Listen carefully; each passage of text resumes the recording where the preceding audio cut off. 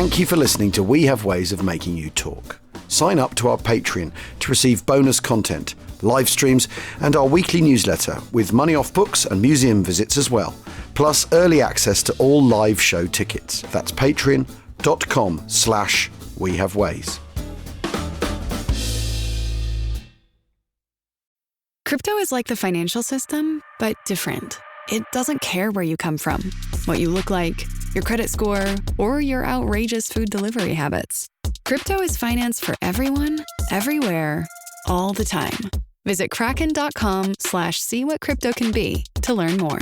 Not investment advice. Crypto trading involves risk of loss. Cryptocurrency services are provided to U.S. and U.S. territory customers by Payward Ventures, Inc. View PVI's disclosures at kraken.com/legal/disclosures.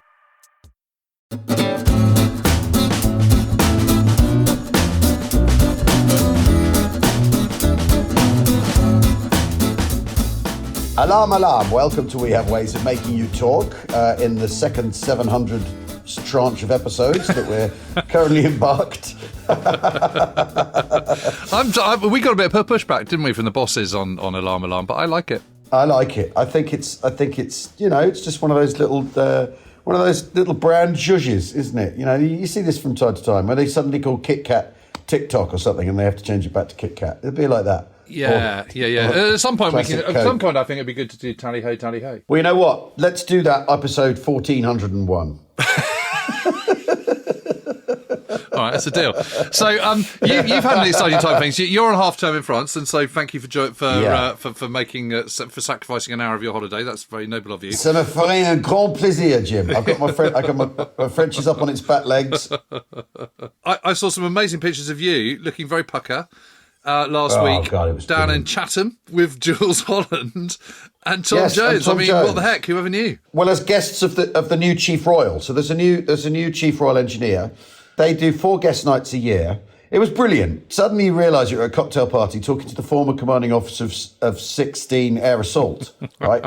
Who is now, who's one of the people writing doctrine and stuff. It's just so amazing. Interesting. And then the head of the TA, or the Reserve Army, the Army Reserve, got talking to him, and just really, really fascinating. And then sitting on the top table, so I went with the Colonel, so it was really nice. And then at one point at the dinner, he was going through loading the landing ship tank for Suez and all that with an old general to my right, who's going, well, I've not been on a landing ship tank, but I do know the LSL, landing ship logistic, blah blah blah, and it was tremendous. And then they swap the seating around at after the main course, and so then I got a guy who was straight out of Sandhurst, who'd just done his P company to qualify as a parachutist. Talking to him, and he said, I've just done my P company. And on my phone, I've got a picture of Dad doing his P company. When he used to run P company in his squadron, where they bring people through. I got the photo out, and it's basically, and then this lad gets his out, and his photo on his phone of him doing P company. It's basically, the only difference is the high vis. Isn't that amazing?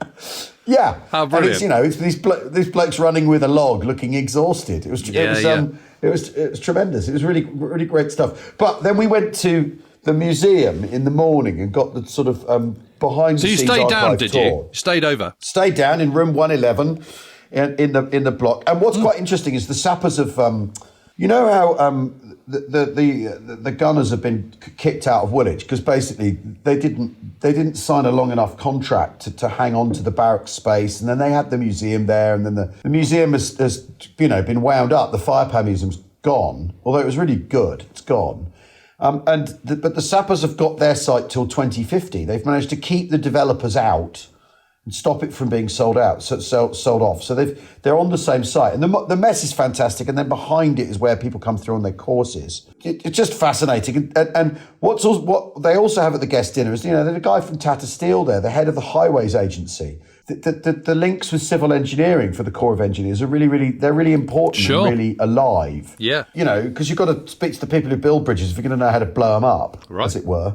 And Sean Scullion was there, of course, because it was through Sean that we went, and there'd been the RE Historical Society AGM or meeting that afternoon, and I spoke to Mungo Melvin, who's another former. There were lots of former generals there. Yeah. He's local. He's local to us down here in Wiltshire. He's local. Yeah, exactly. And he's in the middle of Christian Woolmar is writing a new history of the railway engineering effort post D-Day.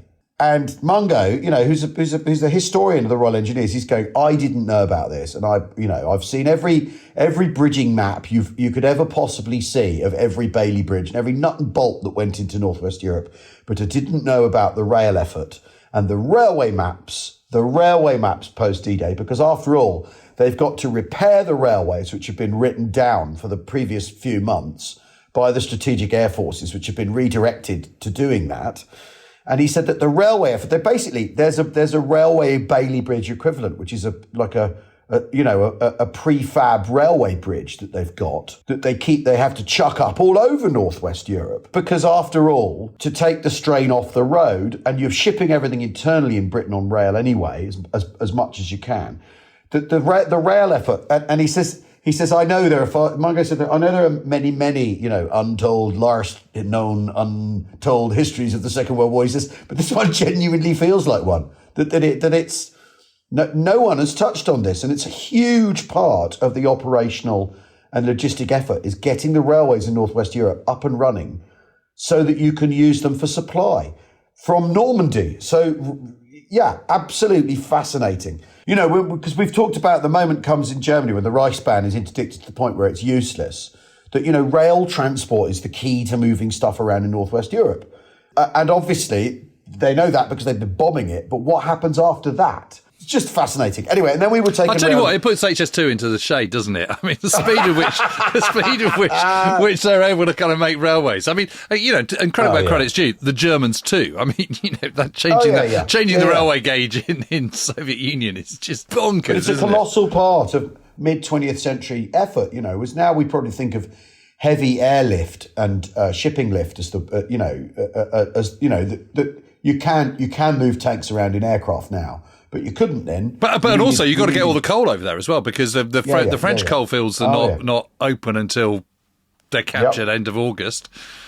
Exactly. Because they're all up near Lille and whatever. So that's got to come across. That's yet more shipping space. Yeah. So there's a whole piece of effort that, is going to get looked into, and it's very exciting. Anyway, and then Rebecca Nash, who runs the Royal Engineers Museum, showed us around the RE Museum. Very interesting museum, because it's like the Tank Museum. It is the Regiment's museum, so it is a teaching museum. So they have their sort of afflicted footfall and tourist footfall as much as there is in Chatham. But basically, anyone on an RE course goes through there. So and the museum that's the museum's essential function is it's a teaching school.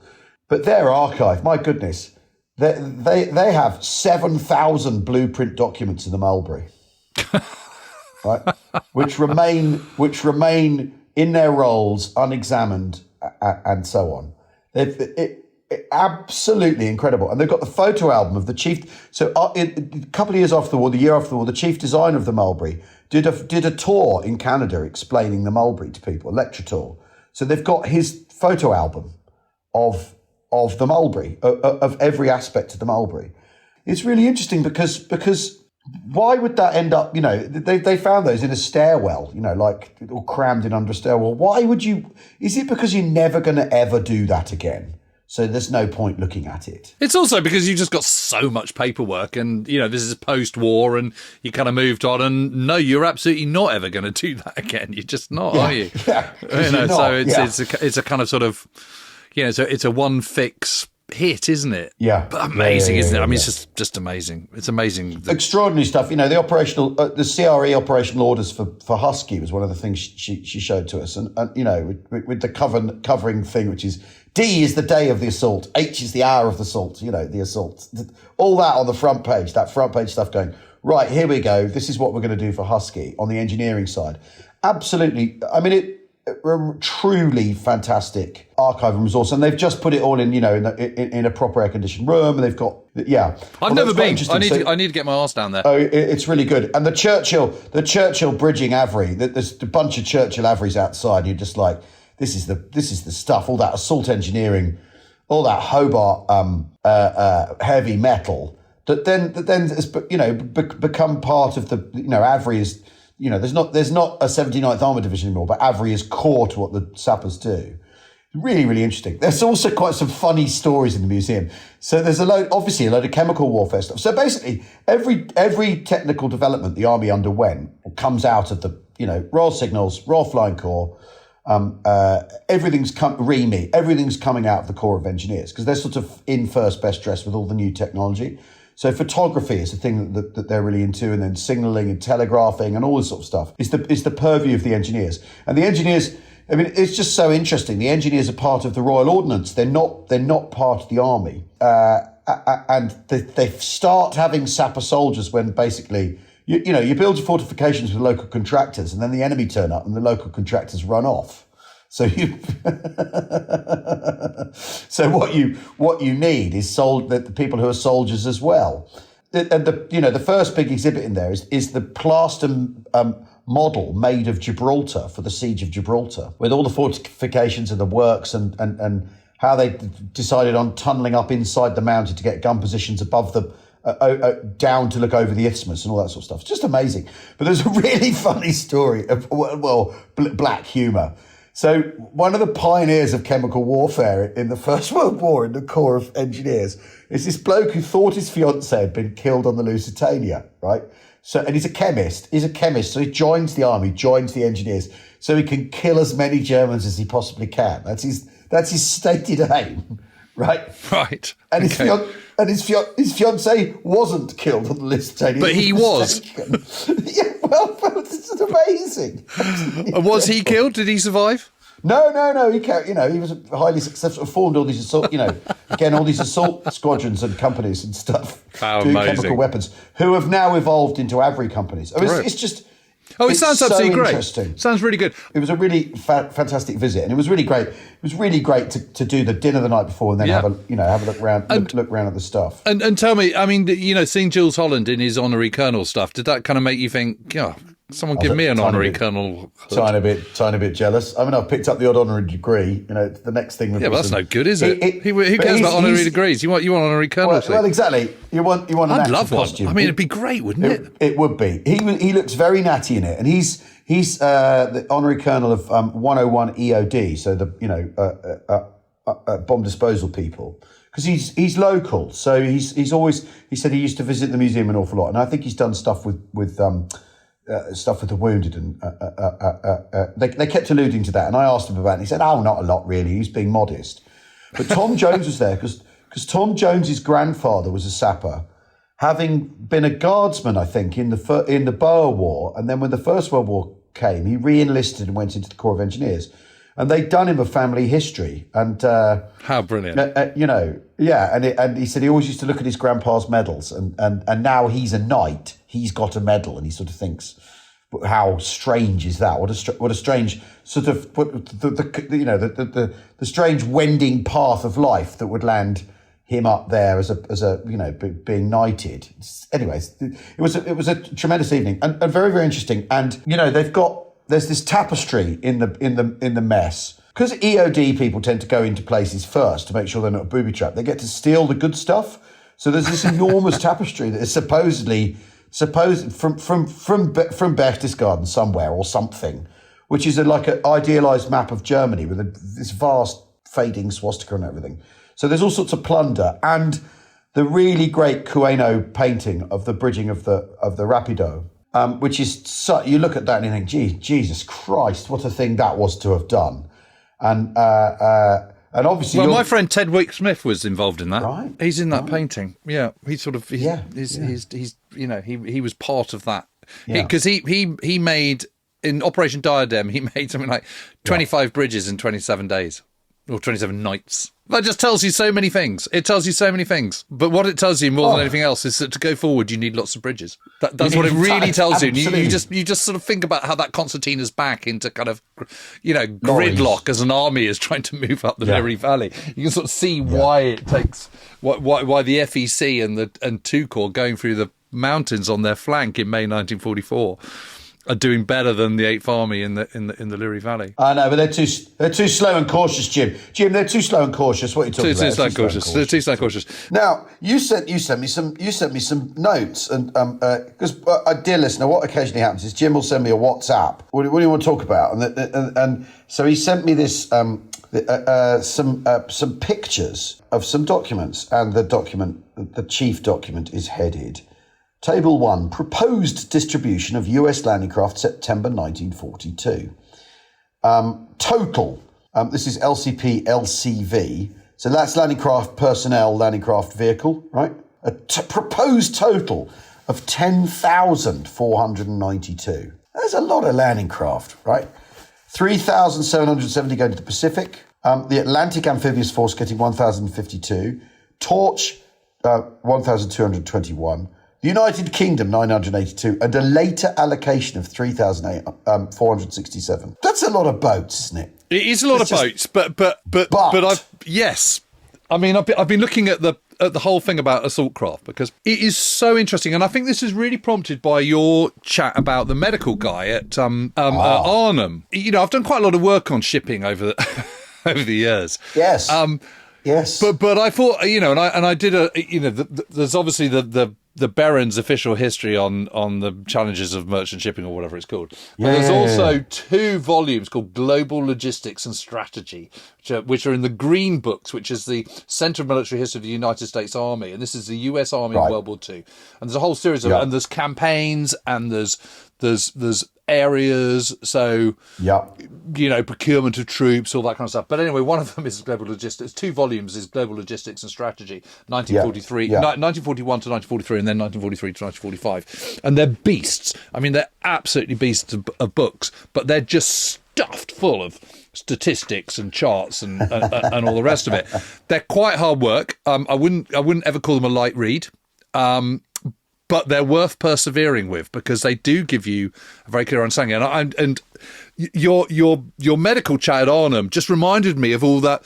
It's the peripherals, isn't it? And you know, we talk about it a lot. And in the narrative of the Second World War, it's all about people jumping out of landing crafts and guys in tanks and B-17s. Sharp end stuff. But actually, I then had to give it, you know, I was at this Future War, Future Strategy conference the other week. So we had Patrick Sanders, who's the head of the army. He was doing one of the dinner speeches, and I had to do another one. And what I was asked to talk about was, you know, obviously the battlefield is an ever-changing place, and you know the effect of drones and sort of, you know, Deng Fong 41 ballistic missiles that can operate at Mach 26 that the Chinese have, and all this kind of stuff. And how is it changing, and what's similar? And so I was talking about all that stuff. And that's it. But I was talking about soft developments. So you can obviously have kind of developments in very specific weaponry, whether it be development of the Matilda to, you know, the Firefly or whatever, and up guns and new aircraft and so on and so forth. But I was thinking also about the development in that kind of soft weaponry and soft power in the sense that force enablers.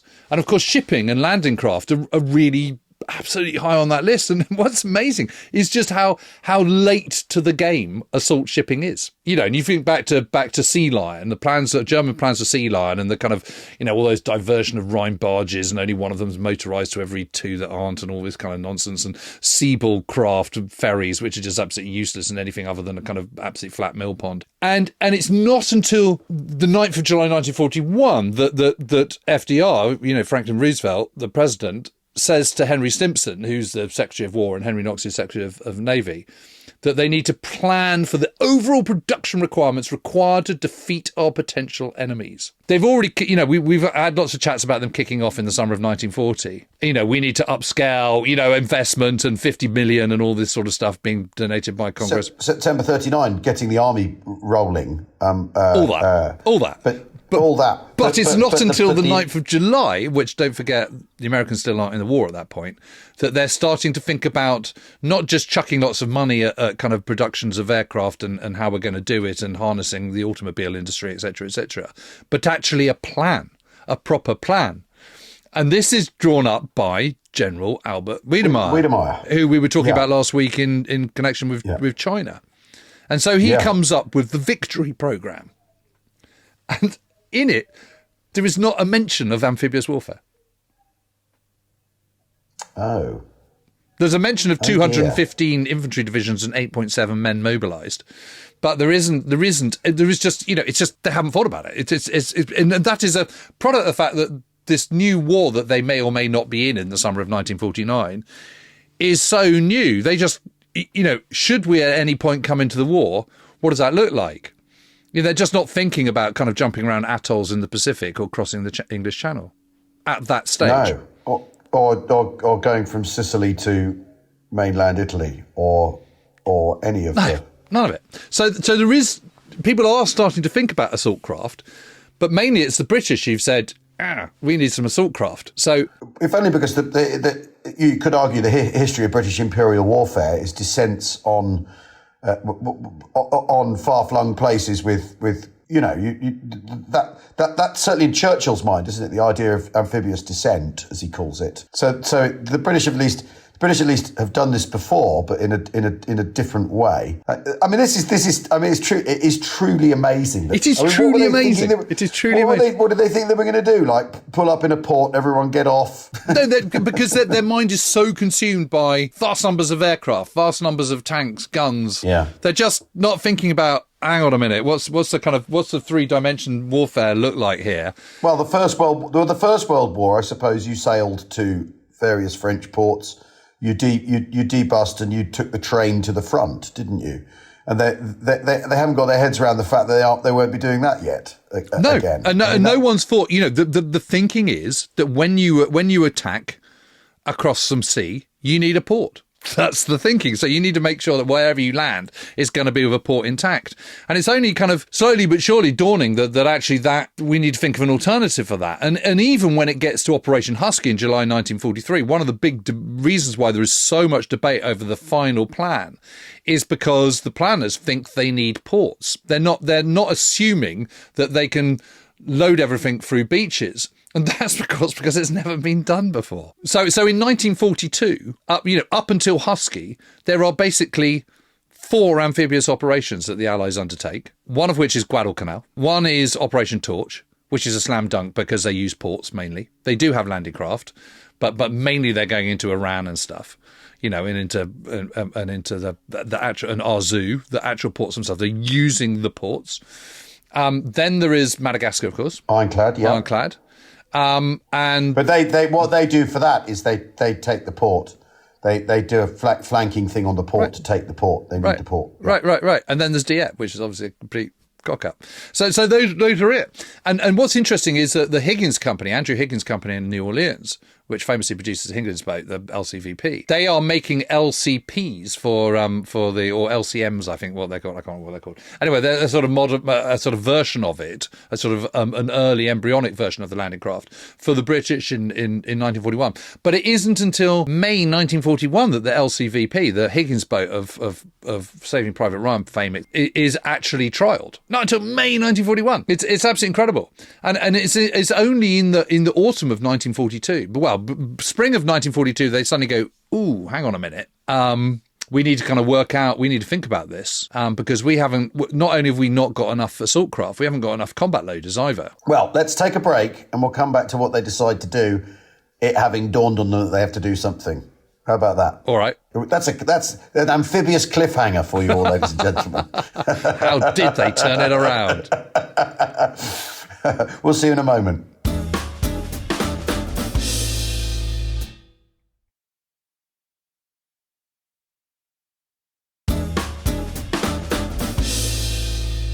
Welcome back to We Have Ways of Making You Talk, where we left you in suspense for a moment. On the top of the cliff. On the top of the cliff, looking at the top down of the at the roller coaster. Exactly. Wondering how at one day it might be filled with landing craft. Because after all, anyone familiar with, we were talking about LCTs earlier on, so and LSLs and all this sort of stuff. And there is this thing, you have the troop carrier, and then they get off the troop carrier into the, blah, blah, blah, blah, blah, blah. So what do they end up with, Jim? Well, they realise that for assault craft, there's 3 major categories, which are combat loaders. Yep. And so these are ocean-going transports and cargo vessels. They're generally armed, and they're equipped to transport an entire unit, whether that be an artillery regiment, a battalion, whatever it might be.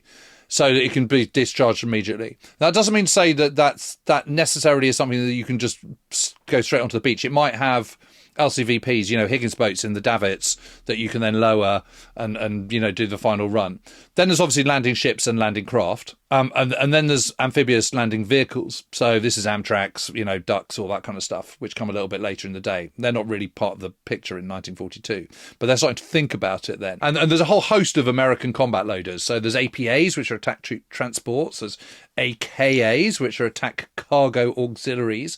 Then there's XAPs, attack troop transports, and APDs, which are high-speed attack transports. Bottom line is you don't really need to know about all those things and all those acronyms. They're not massively important. The point is these are bigger, kind of sort of 100-meter long plus vessels. They're big boys. But being designed from scratch. No one has done this before. So deciding how much one of these things draws, what engines it needs, how many crew, how it defends itself. Absolutely everything from scratch. Yeah, I mean, well, when you're looking at the combat loaders, when you're looking at pictures of them, they kind of look like cargo vessels, to be fair. Yeah. So but beyond that, the actual landing ships, they don't exist. You're in a complete virgin territory here, aren't you? Completely. And so, which is why in the end, when you strike on a design that works, like the Higgins boat, you go, right, okay, we will not refine that further. Let's just bang them out. Yeah. And the British are designing them too. So the Americans, so the British are responsible for the LCT and LCI, which is landing craft, which is sort of, they're 50 meters long. That's like the one outside the museum in Portsmouth, in the D-Day Museum in Portsmouth. And what can they take? Like sort of 6 tanks or whatever it is. I can't remember. And then there's the LSIs and LSTs, which are the landing ships, which are kind of sort of, they're 120 meters long. They're kind of, same length as a destroyer, basically. They're an enclosed hull, aren't they? So they're not open like the landing ship. The thing at Portsmouth is an open thing. These are closed with doors on the bow, basically, aren't they? Yeah. And there's that famous picture of the Sherwood Ranger tank coming out of one of those on D-Day, isn't there? What's the name of that tank? Aberdeen. Gone, doesn't matter. Anyway, but Aberdeen, exactly. That's what we're talking about there. Yeah. An enclosed space ship. No, Aberdeen's coming off an LCT, a landing craft tank. Oh, is it? Yeah. Right, is it? Yeah. But there are lots of ones. There's that very famous in those pictures. Yeah, but there's that very famous picture of Omaha Beach, sort of taken from the bluffs. Yeah. But sort of on D+3 or something, and it's just awash with landing ships. Landing ships are absolutely kind of the most valuable vessel of all, I suppose, if you're going to put a kind of a marker on it. And they're quite big things to make, obviously. The British are making their own. They're making LCAs. The British tend to kind of want all their landing craft to be better armed than the Americans do. The Americans are just solid. Let's just get them straight on and rely on offshore naval support to offer the firepower that supports any landing. Whereas the British want that, but they also want support something on more the immediate landing and craft. tactical. So you get all these different these variations, sort of landing craft gun and landing craft rocket and all this kind of stuff.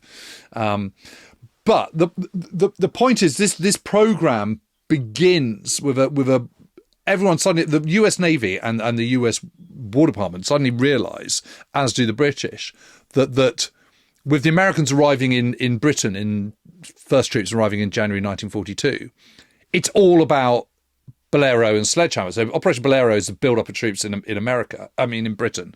And Sledgehammer is the cross-channel invasion, which is due to take place possibly at the end of 1942, but at the latest, spring of 1943. At that time. But to do that, they need lots of landing craft. So suddenly there is this huge pressure to make lots of them. So a lot of shipbuilding is halted to enable the Americans to do this accelerated assault craft and combat loader. This is the thing I was going to, bring up, Jim. Is famously the Liberty ships that can be knocked out in a matter of 5 days, 16 hours, 26 minutes. Yeah, exactly. How quick? I mean, U.S. shipyards. From April 1942 to May 1943, US shipyards produced 8,719 landing craft. I mean, how quickly are they being made? Yeah. They are being. They're being made. I mean, boy, I'm impressed by that Liberty ship being churned out very quickly. But this is insane. 13 months, almost 9,000 vessels. Some are simpler than others because, a Higgins boat basically is a metal shoebox with an engine at the back, isn't it? If we're and a door, if we're honest. Well, right? And you remember I went to that one in Ohio on Lake Erie. Yeah. And we were sort of beetling around in this Higgins boat. It is super basic, basic, and that has advantages and disadvantages. So the advantages are, because it's so basic, you can actually make it pretty quickly. The disadvantages are, and this is the point one has to consider. In our mind's eye, landing craft are all about D-Day. And when I'm talking about D-Day, I'm not talking about 6th of June 1944. I'm talking about the day. D is the day of the assault. Day of the assault. D is the day of the whatever assault. it be, Husky, Gilbert Islands, Marshall Islands, Saipan, whatever. And obviously including D-Day. But they're used constantly throughout the operation, multiple times on D-Day, of course. And what you're doing with a landing craft is every time you're landing, you're hitting the shore. Yeah. And you are expecting a fairly flimsily made bit of metal can to kind of remain absolutely in perfect nick, which of course it's not going to, because every time you hit it, you're going to jolt something, you're going to knock it slightly askew or dent it somehow or put extra stress on those bolts and rivets and all that kind of stuff. And what this means is you're constantly having to update and repair and overhaul your landing craft to make sure that they're ship shape. It's a bit like, overhauling a Merlin engine. So if they're simple, that's all the better, isn't it? It is, but it still needs to be factored into your game plan. That's the point. But they're so simple, which is great. That means they can be made easily and they can be repaired easily.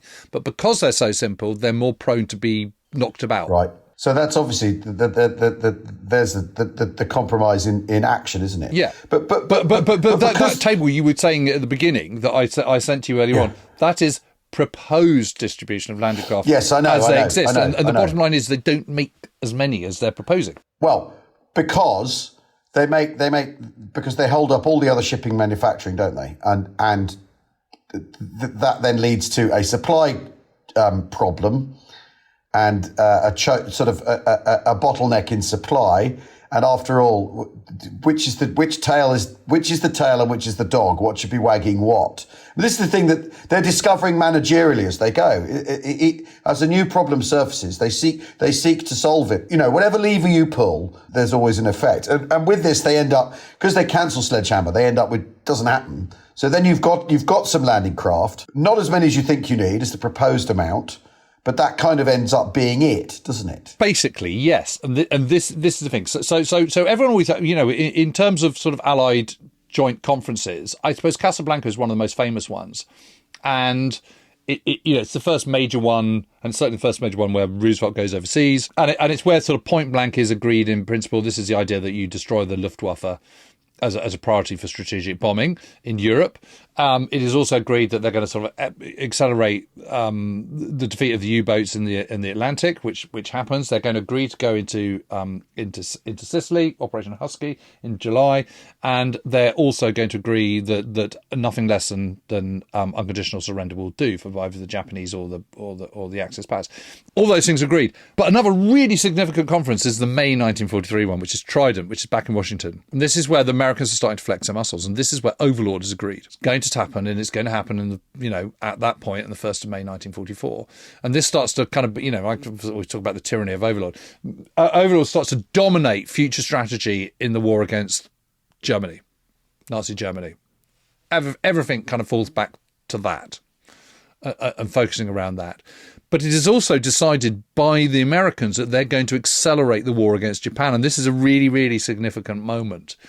Because as far as the British are concerned, back in the Arcadia Conference, back in December 1941, the Americans agreed to do Germany first and then Japan. And what that means is holding the Japanese at bay and not really bothering too much about them until you kind of got Nazi Germany out of the way. Whereas by the middle of 1943, with the great success that they've had in both at Midway in June 1942 and Guadalcanal, which is all cleaned up by February 1943, everything has changed. And the Americans are suddenly thinking, no, we don't want to take our foot off the pedal. Well, you have to maintain your strategic momentum, which is exactly what we talked about a lot with Italy, is that the reason Avalanche goes ahead is because you need to maintain your strategic momentum.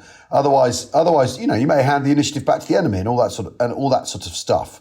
And so I mean, very often, when you talk about these, it's interesting talking about these conferences. Sometimes it sounds like they're deciding on things that are inevitable. The Casablanca conference, well, the idea that you're going to do a point blank, that you're going to do a strategic bombing offensive, that they've agreed preordained anyway, because of industrial decisions that you've made in order to make that happen.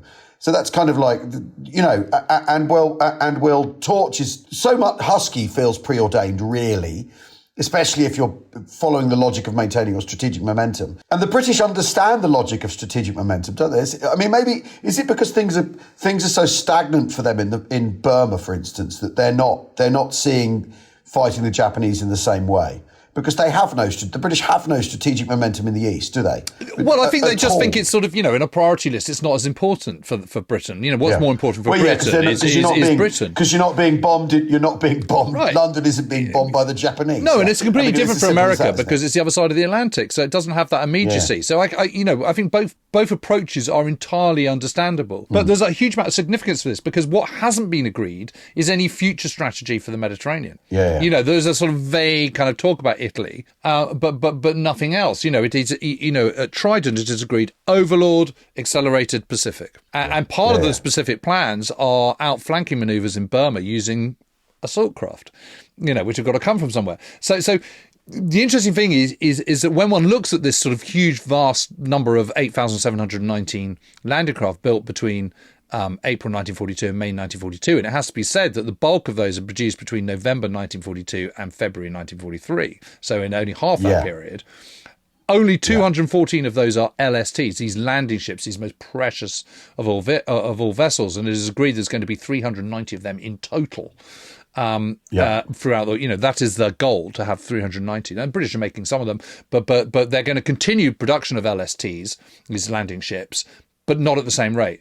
Then there are 470 LCTs, which are, arguably almost as vital, and then 1,799 LCVPs, and all the rest are all kind of variations of other things. So in other words, it's not quite as many as you might think it would be.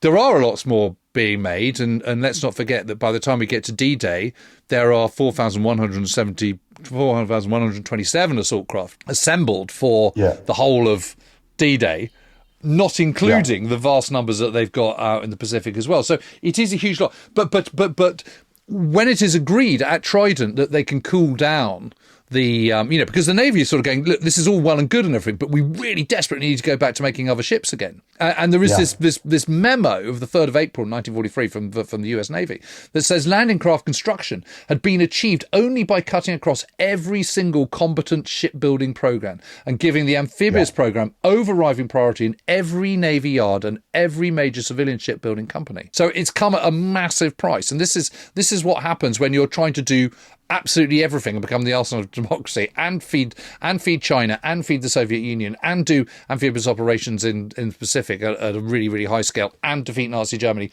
all at the same time.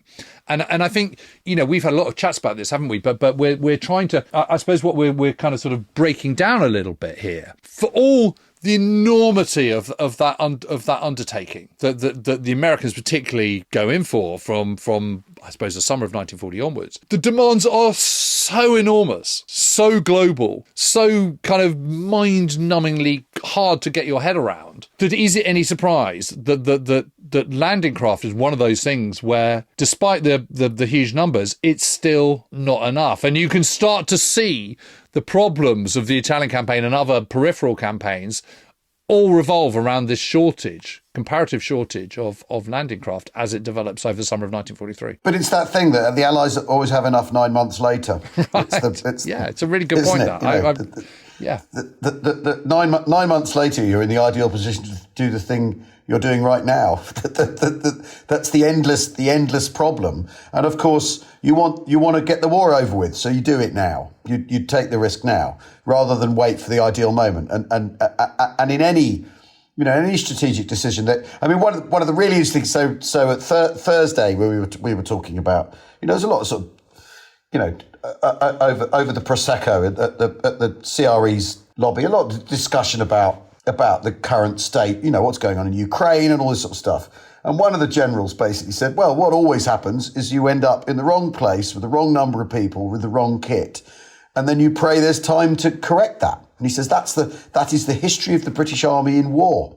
What we're talking about here is a perfect illustration of that. That you've got your cleverest people, because there's no doubt that FDR's got his very best people on it, and that when they initially get things rolling, they don't think of this. They don't think of amphibious craft as a thing they're going to need. That in itself is fascinating, isn't it? You've got the absolute best people on it, and they miss something as obvious as this. Because these decisions are all really, really difficult. All right. But also just think about Casablanca. At Casablanca, okay, they're all about forward planning. So that's the whole point about winning in the Atlantic, so that you know how much shipping is going to come across. You're not going to have 25% of your schedule kind of sunk by U-boats. That's the point of it. But at Casablanca, the only committed amphibious operation going forward is Husky. The only one.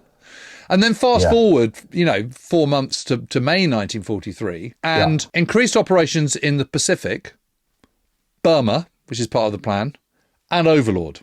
There are no future operations in the Mediterranean planned at all. So suddenly when everyone suddenly goes, well, actually, it would be quite a good benefit to go to Italy. I get it, Foggia airfields, getting Italy out of the war, drawing off German troops, all very good reasons. But that suddenly means they're scrabbling around because they haven't got to do it. So the Burma operations get cut. They start having to compromise on how much is going back to Overlord to Britain and how much is going to the Pacific. Who is in charge of the US Navy? It's Admiral King. Admiral King is an absolutely Japan first, Pacific first argument. He's got to kind of go with what everyone says because he's part of the Joint Chiefs of Staff and all the rest of it. But he is still, incredibly influential man. So by the 1st of what is available, by the 1st of August 1943, 117 out of 201 LSTs expected to go to the Pacific. 96 out of 150 LCIs expected to go to the Pacific. 180 out of 281 LCTs expected to go to the Pacific.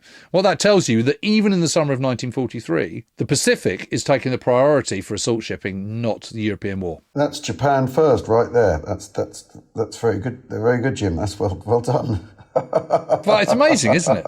Yeah, it's truly incredible. Truly incredible. And the net result is that when you do find, you've had 1,743 available landing craft available for Husky, which is quite a lot. But obviously they've been used for every single one of those 38 days. So you then as you're getting up into the narrow northeast corner of Sicily, you can start siphoning them off because they're not needed quite so much, because the effort isn't quite so great, because the front line is narrower, which means you can start sending them back to Malta for overhauling and all the rest of it. But normally this is a kind of month to 6 weeks, but you're now expecting to do that in 2 weeks to get them ready for Operation Baytown at the beginning of, which is crossing the Straits of Messina into the toe of Italy, and subsequently Operation Avalanche on the 9th of September.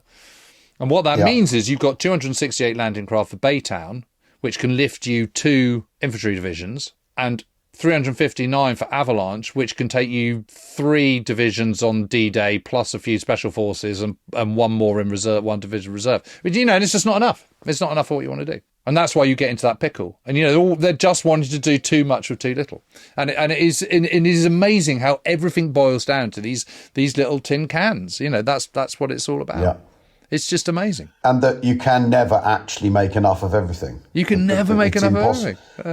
It's impossible. I mean, even on the reduced scale, they're still producing 15 LSTs a month. Yeah. But when the Navy in that memo, the 3rd of April, say that they need other combat, they're not crying wolf. They do need other combat shipping, and it's not. I mean, it's so interesting, this, isn't it? That in the end, although the Allies, because after all, the picture is the Allies have this preponderance of stuff that they win via stuff. They haven't got a genie in a lamp, have they? That's not how it's working at all, and it's creating its own constrictions and its own difficulties that are not represented in the picture of the Allies having a preponderance. Very often you end up with ammunition shortages, don't you, at various stages in Allied campaigns, but they're just they're going to have to ration the rounds, and they're out of artillery ammunition, all that sort of stuff. Because in the end, there isn't a preponderance. It's all being done by, you have to rob Peter to pay Paul. There's only way, if you want your ships, if you want your landing craft, then you can't have your frigates. It's sort of that, isn't it? Yeah. But it poses a question with Italy. Would it have been better to just say, okay, well, we can't have everything and don't do Italy and save those landing craft and assault craft and combat loaders for other operations? Because if you're not going to do it properly, you know what's going to happen. You're going to get sort of bogged down, and it's just going to suck up ever more. I'll tell you why you do Italy, because Albert Kessering is going to feed formations into Allied traps like an eager housefly, isn't he? That's the thing. Had you had someone fighting it, we talked about this before, about him being cack-handed. Had you had someone who behaved more rationally, withdrawn when he should have done, put in a proper defensive line and kept the Allies out, rather than feeding formations willy-nilly into and it's not even an Allied trap. That's the other thing. It's not what the Allies are expecting them to do, is it? It's not what they're hoping will happen. The limit of Clark's expectations at Salerno is you get ashore in one piece, isn't it? That's what that's the outcome he's hoping for, rather than the Germans feeding themselves piecemeal under his guns. So it is worth doing, if only because of the way the Germans decide to prosecute the defence of Italy. Yeah, and they get the Foggia airfields, which are considered, which are critical for the spring of 1944 and for Overlord. But that's crystal ball stuff. You don't know that they're going to. You don't know that they're going to do that, and you're certainly not getting that from Ultra. That's Ultra isn't telling you that. Ultra's telling you, how many people are here, there, and everywhere, not what they're going to do or how it's going to play out. So, I mean, the Allies in that respect, they get lucky in the way it plays out, don't they? We went for a very long walk yesterday through the countryside around here, which is valleys, plateaus, steep hillsides running down to a winding river. And I started thinking about, where would the OP be overlooking this village? What do you do once you're up on the plain where there's no cover? I started thinking like that. And then I got thinking about a lot of any sensible, reasonable person would do when they're going for a walk. Well, and then and that water tower would have an OP in it on this plane, So obviously, as soon as you get up on the plane, you knock the water tower over. Sniper, and all that, right?